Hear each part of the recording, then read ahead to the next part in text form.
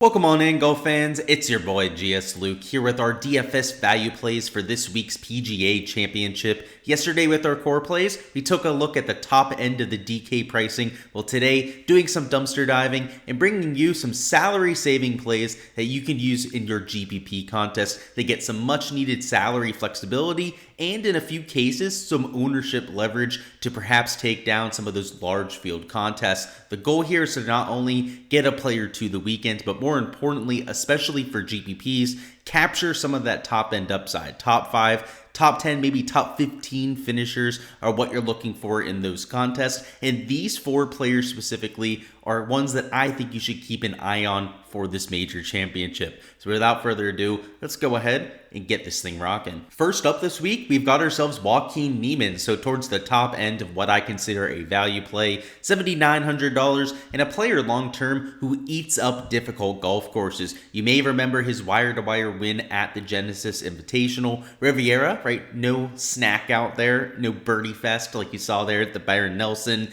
He was able to go out there, just stomp the field in really convincing fashion, and a really strong field too. This time around, I don't know if we need a win out of Waco at $7,900, but a top 10, top 15, we'd be pretty satisfied with that. And I think he has more than enough ability to get there. And of course, the kind of upside we're looking for too. So a few things to consider. First off, he's got the length off the tee we're looking for, right? Oak Hill, we've already heard enough people harp on this enough that I'm not going to bore your ears once again. That's a bomber's golf course, right? Long rough, relatively long course to begin with. We know that advantage is going to be there, and he has got more than enough length off the tee. The iron play is stellar, right? When he's playing golf at a high level, there might not be a better iron player, right, than Joaquin Niemann. He's capable of getting nuclear hot in that department. And then the putter usually is, one of the better putters on tour, at least when he was on the PGA Tour. He was gaining like half a stroke per round consistently. Over there in Live, maybe not as consistent. His results have been a little bit sporadic, but has still flashed that top 5, top 10 upside. Just look at last week, right? Had a pretty decent week at Tulsa. So we're looking at a player that you're buying the long-term fit, right? It's hard to really evaluate these players coming over from Live, but just look at the Masters leaderboard, right? 3 of the top 5 guys were there over there at Live. That is not going to be repeated this time around. I can say that. I don't think it's going to be 3 of the top 5, but I do think in the top 10 that you're going to have at least 1 or 2 of these Live players. I believe there's only 17 in the field this week, and you're likely going to have them in DFS, right? At least one of those 2, if not both of them, in your optimal lineup. And I think Joaquin Niemann, given the long-term fit, his propensity to shine at these difficult kind of tracks, makes him one of the more attractive options in my opinion. So the ownership's going to be there, but guys like Corey Connors, Adam Scott's been on a run of late. Obviously Tom Kim, Tommy Fleetwood, Thigala, I think are still going to garner quite a bit of attention. So I don't think he's going to be mega chalk by any means, right? I think he'll be close to 10% when it comes to ownership come Wednesday, which should be more than a low enough number to get over the field on. Next up, we've got Keegan Bradley, who seemingly loves playing in the Northeast. If you look at his track record at major championships in the Northeast, right, Brookline last year made a run there. Whether it's the Travelers Championship, he's played exceptionally well at. Other major championships like the U.S. Opens up here in the Northeast.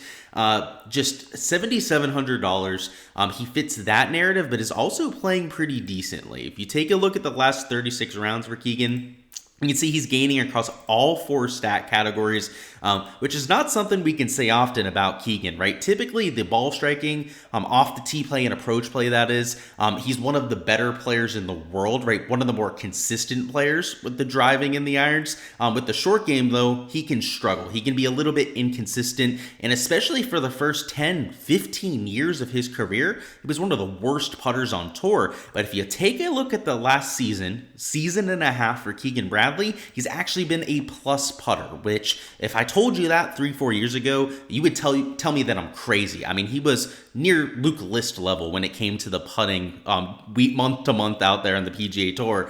So I like the consistency. I like some of the strides that he's started to make, and you've seen it pay off, whether it's a win, whether it's all the top 5, top 10 finishes he's had over the last few seasons. And, in the past, He's come in with worse form that he's in right now and had top 5, top 10 finishes at similar golf courses, similar agronomy. And given the form, I think he's got even more upside this time around. So $7,700, I think, is more than fair. And kind of like Joaquin Niemann, I do think the ownership's going to be a little bit lower than it should be. You got Taylor Gooch there, who's deservingly going to get a bunch of attention this week, another live player to keep an eye on. Patrick Reed is likely going to get a bunch of attention there as well. Which is also, again, I think well-deserved for somebody of his caliber. We go down here, let's see, Ricky Fowler, Wyndham Clark, I think is going to get some attention. Even above him, right, we have that whole top end of the 7K range that we talked about before, that a lot of people are going to try and jam into lineups. So Keegan Bradley, he's going to get some attention, but because of the Draftkings pricing, which I think was done beautifully this week, by the way, I don't think it's going to be anything outrageous or something that you have to avoid in those large field contests. So I like the course fit. The numbers on Ben are okay. You can see putting's right around a neutral for his career, but when you compare that to some of the other surfaces on tour, he's a loser on most surfaces. In fact, I think the only surface he actually gains on is Bermuda grass, which is not the surface of the week this week, but still, I believe this is his second best surface out of the major 4 that we see here on the PGA Tour. So all things that I like for Keegan Bradley. I'll remind you guys, if you're looking for access to all of my projections, modeling, the spreadsheets that I use to make these videos, make sure to check out my Patreon page. There's a link down below in the description of the video. It's $10 a month. It gets you access to all of those, where I post my player polls, my cores, I post my value plays, ownership. You get access to my Discord, where you can ask me questions, bounce ideas off the rest of the community, and access to all of the prop content that I'm posting, whether it's for Underdog, whether it's for No House Advantage, prize picks from time to time. I post all of that on there for your convenience. So it gives you a little bit of a taste of what's behind the paywall. Of course, these picks, some of my main plays for the week, but far from the only players that I'm into, and far from the only exposure that I'll have in my portfolio for this week as well. So if you were wondering where the rest of my exposure is, all the content that I'm producing on a week in and week out basis, that's where you can find it. But without further ado, let's go ahead and get to these last 2 values. Minwoo Lee ended up burning me as a core play last week, but I'm not going to let myself get jaded about that, because a lot of people are going to avoid him here. And now that he's $7,200, now that he's going to probably be sub 5% owned, maybe even sub 2-3% owned in this kind of field, it's the perfect bounce back spot. So if you weren't here last week, he was a great play in my opinion at the Byron Nelson, a relatively easy course because of his off the tee distance and his iron play, right? This is an electric ball striker. We saw that at the Players Championship. We saw it a few other starts here on the PGA Tour where people were really excited about his future, and then he tailed off a little bit, right? Hardly made a few cuts, finished in like 40th or 50th. He's had a few missed cuts of late at the Byron Nelson. Wasn't even able to make it to the weekend. So stock trending down a bit on Minwoo Lee, but long term, I am a massive buyer on this player. I think he's going to be top 20, top 30 player on tour someday. Still extremely young, extremely raw at this stage of his career, but has some of the highest upside of anyone in this range, right? You have a lot of established tour pros here, like a Harris English, Siwoo, right? Keith Mitchell even at this point. Sure, obviously Webb, Gary Woodland, extremely experienced players, but I would argue if you're looking for that top 5 finish, the player that gives you the most equity in that range is a Minwoo Lee. We saw it at the Players Championship. When this guy is firing in all cylinders, he is capable of gaining across the board, across all 4 stack categories, and gaining prolifically with the ball striking. And at a ball striker's course like Oak Hill, right, it's going to emphasize the off the tee distance, something that Minwoo Lee has in bunches, one of the longest players in this field. And that is not an exaggeration. He's top 5 in this field in terms of his driving distance. He's also a player that can get really hot with the irons. And when all of your iron misses are going to be penalized to the max, that's a clear avenue, right, to get into that top 5, top 10. Now, it's extremely unlikely for him to win this kind of event. I would even say a top 5 finish would be a true ceiling performance for a Minwoo Lee, but he has that top 10, top 15 upside, and much like a Niemann, I mean, even more so than a Niemann, right? Here at $7,200,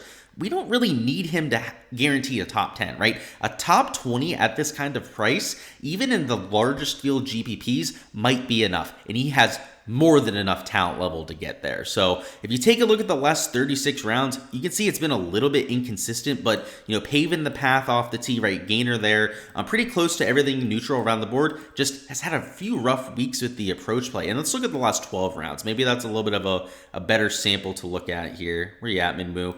You can actually, what's the same? Yeah, well, I guess he's more pronounced with the putting, right? A little bit better there. Still gaining off the tee and around the green. That approach play has been the bane of his existence, right? So at the Players Championship was a huge plus for him that week. Outside of that, hasn't been able to get the job done. So if he can turn that around, that's a huge X factor. That's his avenue to that top 5, top 10. So that's what I'll be keeping an eye on.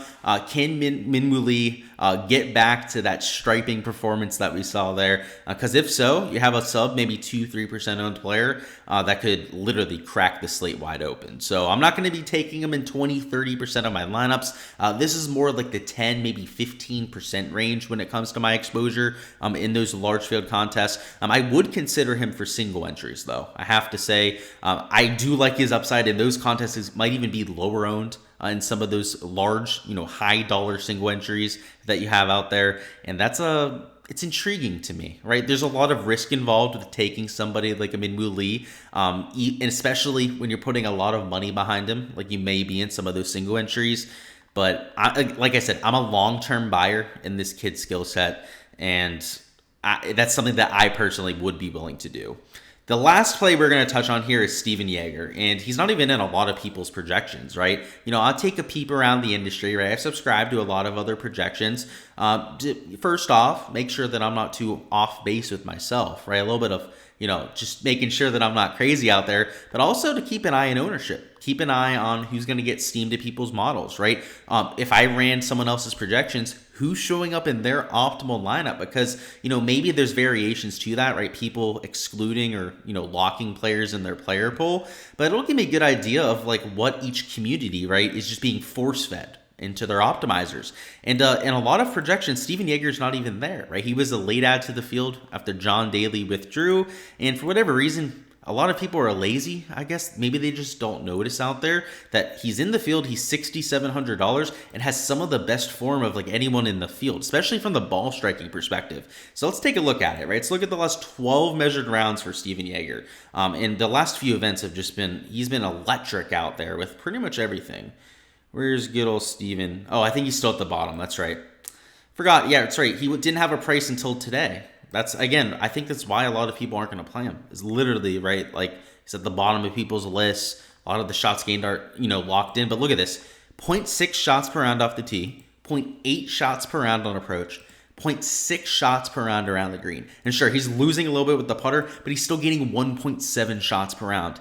That's outrageous. He's in the 6K range, and I'm telling you, the optimizers that don't have him in their pricing, the people that don't have him in their projections will lead to slightly lower ownership than he should be getting. So I'm hoping that we're getting a sub 5% owned Steven Yeager right in the 6K range. You don't really want to be playing guys that are over 5% owned. There's a reason why they're priced here in the 6K range.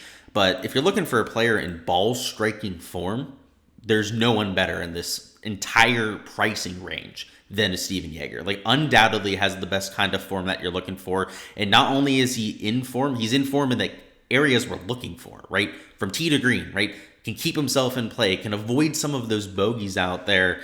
Just screams cash play, just screams last minute in some of those GPPs to me to try and hopefully get a cut and maybe even that top 20 finish that we were looking for with some of those 7K golfers. Alrighty guys, that is all I've got for the value plays this week. Before you hop on out of here, smash that like button, but also comment down below your top play on DraftKings this week, priced $8,000 and below. For me, considering price, considering ownership, it's gonna be Steven Yeager for a lot of the reasons that I just talked about. But go ahead, let me know your thoughts down below, and best of luck with all of your contests, all of your outright bets that you're going with. I did not bet any of these value plays this week. I'm considering betting Keegan Bradley. Might just go with the top 5, top 10 market there, but I think it's going to be a top heavy field as most major championships are. But if you have any thoughts on the betting board too, feel free to go ahead and comment those down below as well. We'll be live tomorrow evening at 7 p.m. Eastern. That'll be for our weekly DFS live stream. On there, you can bring me any questions that you have. We'll go through it for DFS, for prop betting, for outright betting, whatever you guys want to talk about the night before the PGA Championship. We'll be taking a look at the weather there a lot, right? Trying to see if there's going to be an edge between the two waves. We're going to be taking a look at some of the last second news that's coming out, right? There's any narratives, perhaps injury narratives going on, right? Jordan Spieth, wink, wink, that we might have to look at on that end. A lot to touch on to make sure we're ready to go out there and cash out for one of the more important weeks of the entire year. But looking forward to it. I'll see you guys for that stream. Again, smash a like button before we hop out of here. Comment your top value play down below, and I'll catch you guys tomorrow night for that stream.